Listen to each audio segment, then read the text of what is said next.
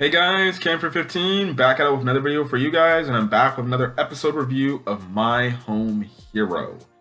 And, whoo, whoo, whoo. Now I know I missed last week's episode review. I just really felt like there was nothing really big to talk about from that episode, so that's why I didn't really do an episode review. In my personal opinion, but man, was there a lot to talk about in this week's episode of My Home Hero, man, and so far, we only have I think 3 episodes left, maybe. I don't know. I think it's like a 13 episode show. But holy hell, man. It's looking like Koichi, he about to get killed, and Tetsuo hopefully is let off the hook. And the organization's like, listen, dude, sorry we wrongly framed you.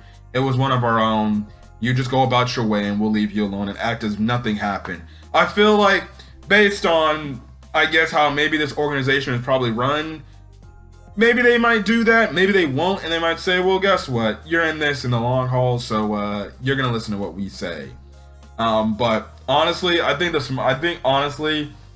would make sense for an organization to be like, listen, don't say shit about us again, don't report us to the police, don't do anything, we'll delete all forms of evidence about you and things like that, but if you ever get involved with us again for any explicit reason, we will kill you the next time. So that's the thing. I don't know if Tetsuo is going to get out of this situation and everything, and obviously if Koichi begging for his life for Tetsuo to save him. Personally, if I was Tetsuo, I'd be like, dude, you committed the crime, not me. That's your problem. So yeah, but anyways, obviously this episode pretty much focuses in on the ratting out of who could be who. Now, we know Tetsuo has been trying to get out of this situation he's in because we know he's the guy that killed Nobuto, but obviously he's trying to frame, somebody in the organization to do it, and preferably he's trying to have Koichi do it. Now, yes, Koichi's backstory is sad with the fact of his dad passing away because he got involved with the Yakuza, and then his mom is living by herself, and then he promised her like he would buy the diner back and everything with his own money, which is why we saw in the safe he saved up his own money to try to buy that diner back. And you do feel for the guy, but it's like, well, damn, it's like if I was put in that situation, it's like, yeah, I could feel bad about your entire backstory and your family thing and everything, but geez, I'm trying to live, I'm trying to protect my life and trying to save my family. And we actually get backstory on Tetsuo, and we actually find out, he has a pretty grim backstory, to be honest. His parents died when he was like a kid, pretty much, and his parents got in a car accident and was smudged between 2 trucks, and everything, and that's pretty brutal, so his parents died. And then when he got taken in by his grandfather a year later then dies, and he pretty much lived on his own through high school and everything, pretty much providing for himself. And he goes on to say yeah, I was always going to the convenience store, pretty much getting microwavable food, pretty much, because that's the only thing I could really truly eat.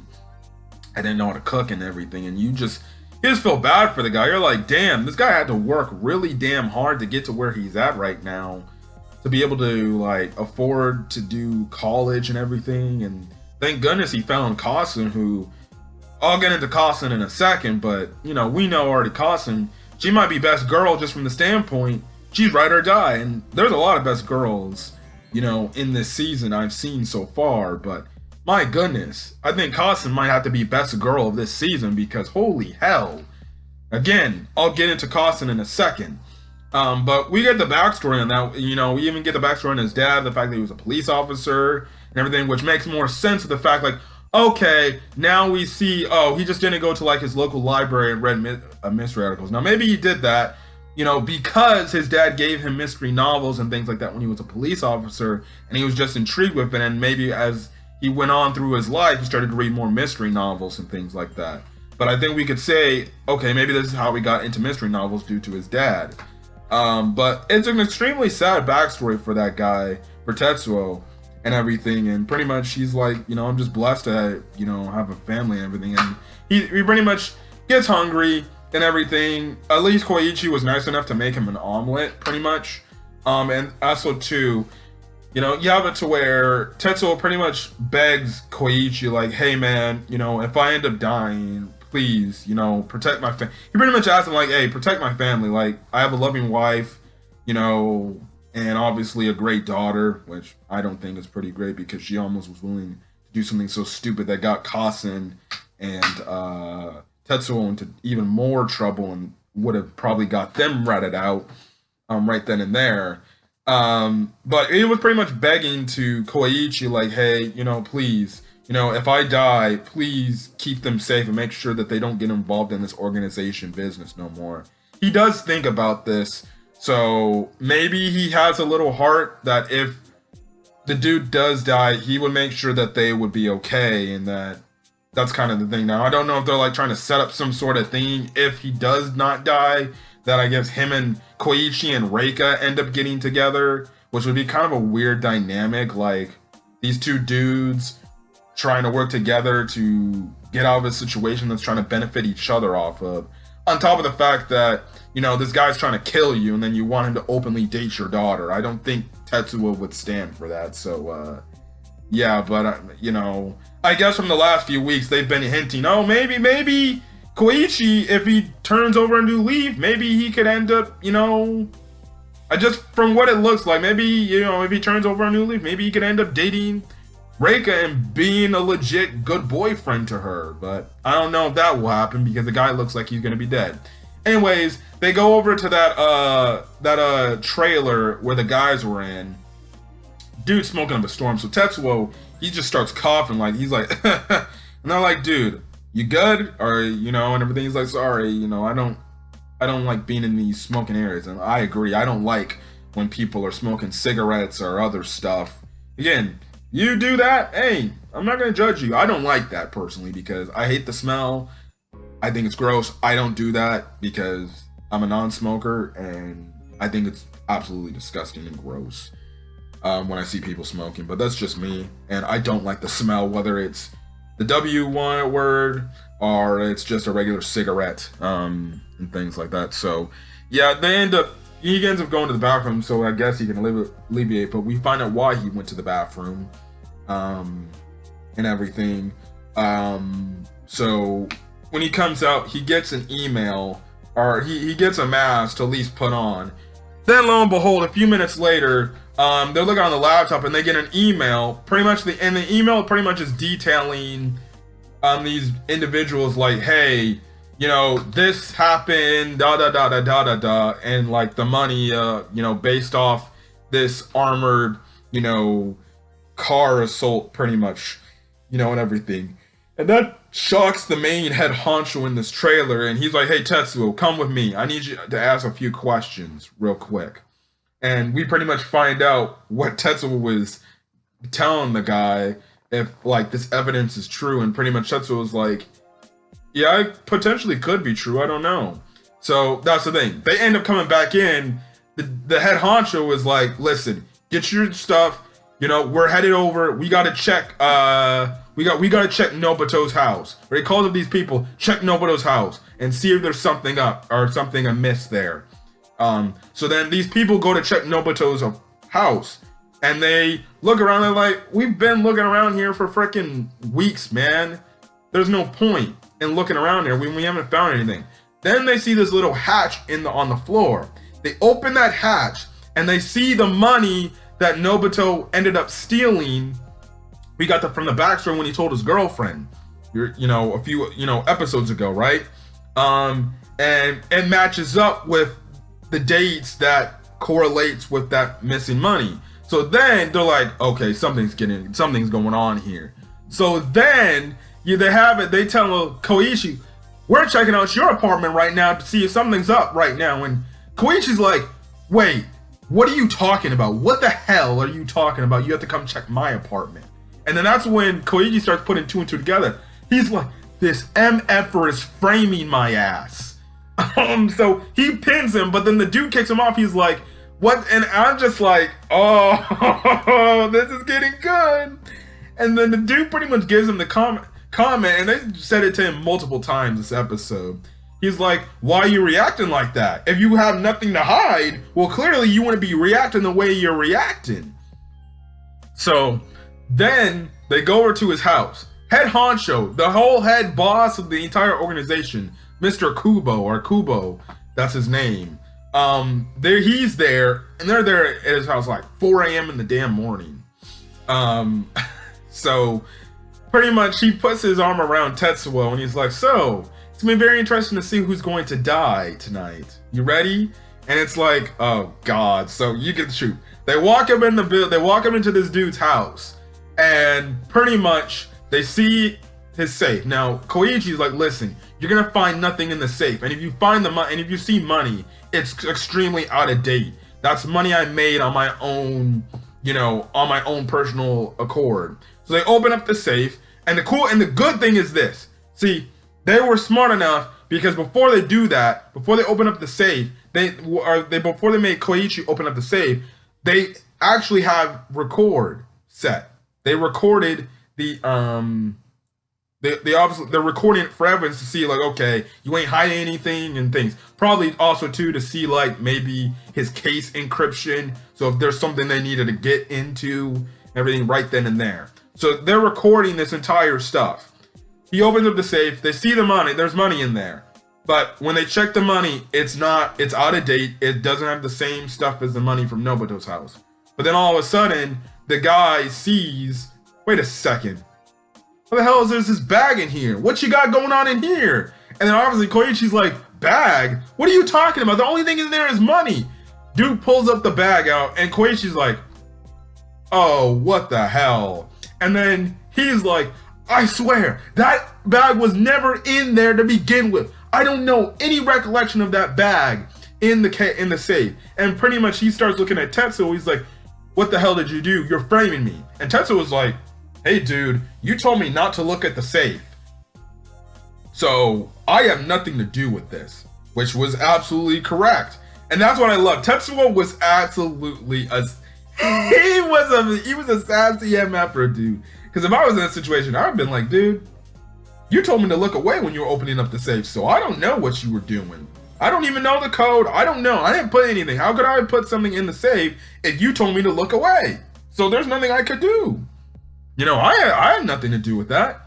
And obviously, Koichi's freaking out and everything and stuff like that. And he's like, give me the damn bag and everything. That's not the fact. And then obviously Kubo gets in. He's like, come on, Koichi. Let's see what's in the bag. What's the point? Why are you hiding? Why are you trying to lie and things like that? And that's when he starts lying. That's when he starts saying, listen, Tosu Tetsuo said that it was Takeda that freaking is the one that's framing me for all this BS that's going on and everything. If it wasn't, that's the whole thing that was set up. And obviously they throw him to the ground, they pin him to the ground, and they're like, oh really? Okay, sure. See what's in the bag. They drop the bag, and there's this tablet as well as the bones, Nobuto's bones. I saw the bones and I'm like, yeah, what type of thing did they do? Now we see earlier in the episode, Kasten grabbed that bag from like this little grate area. So that's the thing. And we see these bones and they're like, oh my God. Koichi is shocked and they're just like, holy hell. There's bones here. So they do the research to find out if this is Nobuto's bones and it's his DNA structure. And lo and behold, they find out, yeah, based off the teeth, this is Nobuto's bones right here. So this shocks Koichi. Koichi's absolutely shocked because now he knows, oh, I'm apt. I was losing my mind. I was like, oh, this guy's gonna get it. Tetsuo's gonna get out of this situation scot-free somehow. I don't know how he did it, but he's getting out of this situation scot-free. So the thing is, Kubo steps on Nobuto's hand and he's like, I can't believe you would do something like this, Nobuto, after everything we've been through. And you know the relationship we have with Nobuto's father. And you did this? the entire time. He's like, what do you have to say to explain for yourself? And and Kobo's like, all right, say what's your story and everything. Pretty much, Koichi, he's pretty much striving for his life. He's starting to blame it on Tetsuo and everything, saying like, Tetsuo and Takeda must be planning something against me to frame me and everything. And they put a bag in there. They put the bag in the safe right then and there. And the thing is, Takeda's like, dude, I didn't even have, if I put the bag in the safe, wouldn't I be carrying something in my hand? I think to my recollection, I wasn't carrying something, walk into the house. And then on top of it too, they look back at the recording, the recording the guy had on his phone, and they visibly see the bag was in the safe the entire time when he first opened it. So there was no framing right then and there. Nobody put it. Now we know behind the scenes there was a frame thing due to Tetsuo. But to them, there is no frame. That bag has been in there the entire time, and you were hiding Nobuto's bones in your safe the entire time to try to hide it from us. On top of the fact that you have all this money. Kubo pretty much is like, take the damn money, and you handle what you need to handle with Koichi, pretty much.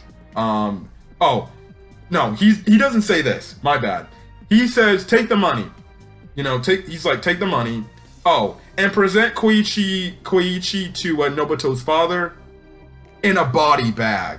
I heard that. I was like,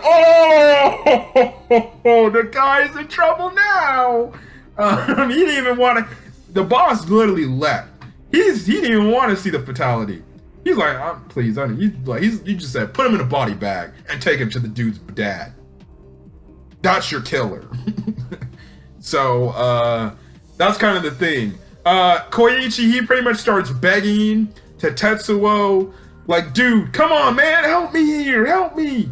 Just say you're the one that framed me and help me out here. But Tetsuo was like, he's just watching this happen. Like I would. I'd be like, dude, you're on your own. You did this to yourself. I had nothing to do with this. I listened to everything you told me to do, and I did it.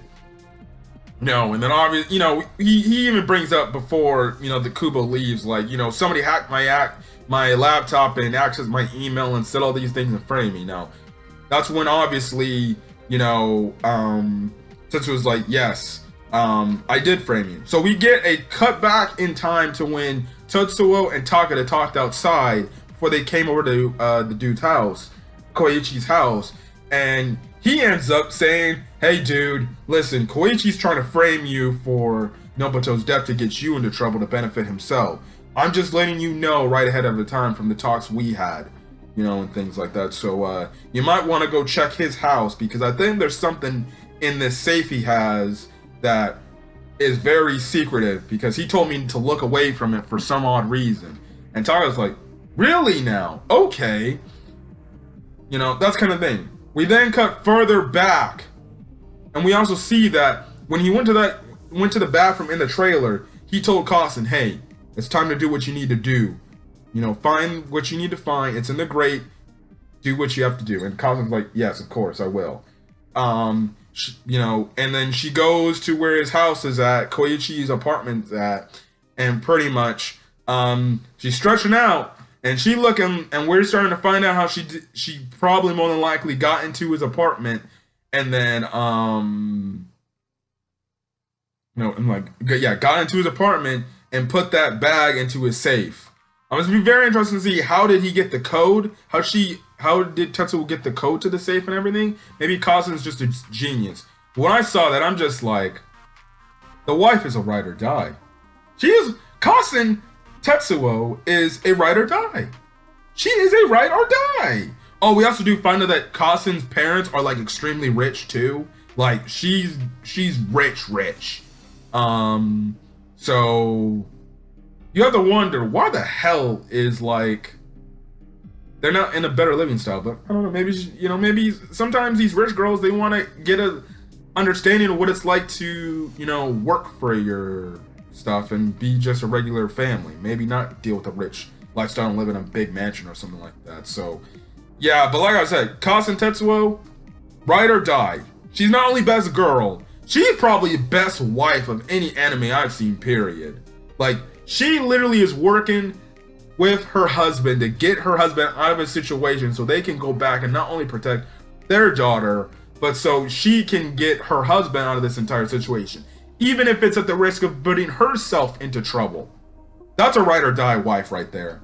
Again, you know, I'm a person that doesn't really care about looks and everything. Yeah, occasionally do I care about looks and what I want in a girl? Yes, but it doesn't matter personally about me with the looks. I just care about a girl's personality. Do they like me for who I am? Will they always have my back when I need them most? And will they always be there to support me? And I'll be there for them to support them when they need me to do something. I see that. I'm like, I need a wife like Kasen. I need a wife like Kasen Tetsuo. Somebody that's ride or die, will have my back, and we're not only best friends, we're in this together. And if you have my back, I have your back. And that was just great. This episode was absolutely phenomenal. The breakdown and everything was just great. So when I rewatch this entire show in the dub again, and I see that, it's gonna be freaking crazy good. Now, I haven't watched the dub of My Home Hero, so I don't know how the dub sounds and everything, but geez Louise, man. This was a great episode. Now, again, we have a few more episodes left to go. I don't know. I feel like this will be way too early for Tetsuo to get out of this situation. There's going to be some sort of plot twist that happens. Now, if Koichi ends up dying and he's put in a body bag, it's going to be very interesting to see what the organization is going to do with Tetsuo. They're going to say, you're still going to be in this whole thing and things like that. And then maybe they don't let him off scot-free. Or maybe they do let him off scot-free. No, maybe they just say, don't talk about us again. Don't report us to the police. Act like whatever happened with us never happened. We'll be keeping a close eye on you, so don't do anything out of the ordinary that would get you into trouble. I definitely could feel like an organization, a Yakuza group, would definitely do that, just as a back plan, and they definitely would not delete those images. Just like, I definitely say, like, listen, dude, you call the cops, we'll send out these images. We already have pictures of you and everything, so don't do nothing. Again, we'll be watching you with a close eye. So anything you do suspicious, that is. So just go about your life and we'll leave you alone. So that's the best thing he can hope for. But typically when you get involved with these Yakuza groups, that's kind of the thing right then and there. So yeah, but anyways, another solid episode of My Home Hero. I'm liking so much where the show's going, and I definitely can't wait to see where it's going to continue on. But anyways, I'm going to catch you guys in the next video. Till then, guys, stay safe out there and have a great rest of your day or night when watching this video. Peace.